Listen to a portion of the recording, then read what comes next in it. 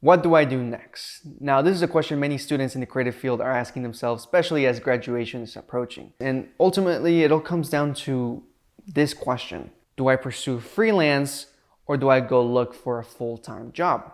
That is why I went to research the psychology of a freelancer and the psychology of a full-time employee to better understand what is the optimal mindset one must have in order to be successful and happy in either path.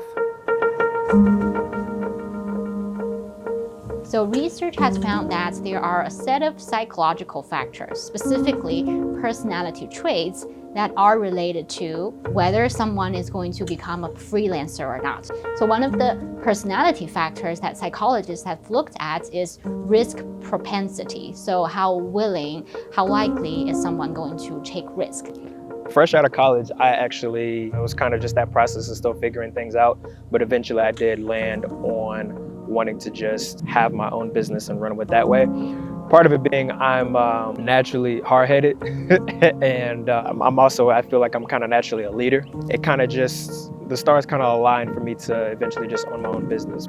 If I wanted to be honest, I guess it was more of stability. A lot of people don't understand that the freelance world, especially here in Atlanta, is very saturated, right? And for me, because I had a lot of skills, right, I feel like it was more beneficial for me to become an employed person, but also be a freelancer on the side, so I can kind of pick and choose, and that way it can become more of a choice and not a have to. I initially went into this research thinking that creative freedom was going to be a major factor that differed between these two paths, but to my surprise, the way both the freelancer and the full-time employee approach it is quite similar.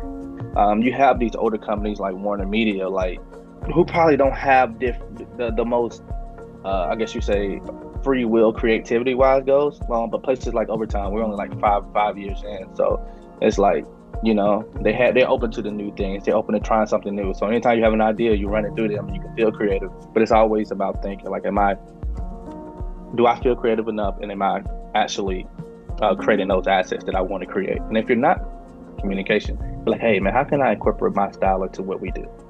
Especially if you work in the creative industry, there's never going to be any creative limitations. Again, it's always going to be how you think mentally. And if you think in a creative box, then you're most likely going to be in a creative box. And if you think that everything is black and white, then yeah, you're definitely probably going to be limited on certain things. But it's not called the creative industry for nothing. It's nothing is black and white. It's a bunch of gray area in between. But it comes with working at a corporate job, as you may know. You're going to work the same thing for a long time, right? And you got to be able to understand that one, it's what you signed up for, right? So you got to be strong mentally. Two, is understanding that it's like a reading. Like you're going to go up and it's going to go down. So it's just like, how do you train yourself to become focused in that aspect and not get frustrated? Research has actually found that the relationship between risk propensity and whether you will survive self-employment or not is not a straight line, is not a linear relationship. So the relationship actually goes like this. As you exceed a certain midpoint of risk propensities, their likelihood of surviving self-employment would actually decrease. The most successful self-employed individuals tend to be those people who have a moderate amount of risk propensity.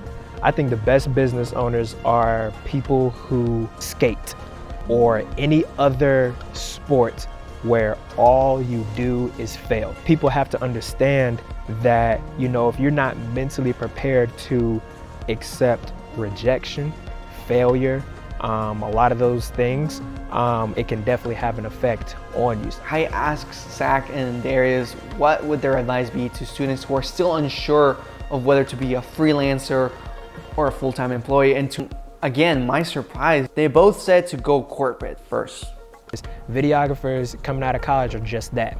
So how are they going to be doing sales? How are they going to be doing, marketing? And I kind of build on that in my day-to-day full-time work. So when I do work on the freelance side, I'm able to charge more because I know all of these aspects. If you a real hustler, how you should be in your early 20s, after you get off work, what is stopping you from wanting to, still figure out the whole, self-employment route? At the end of the day, it all comes down to what makes you happy. What will make you feel satisfied in life and in the work and content you create.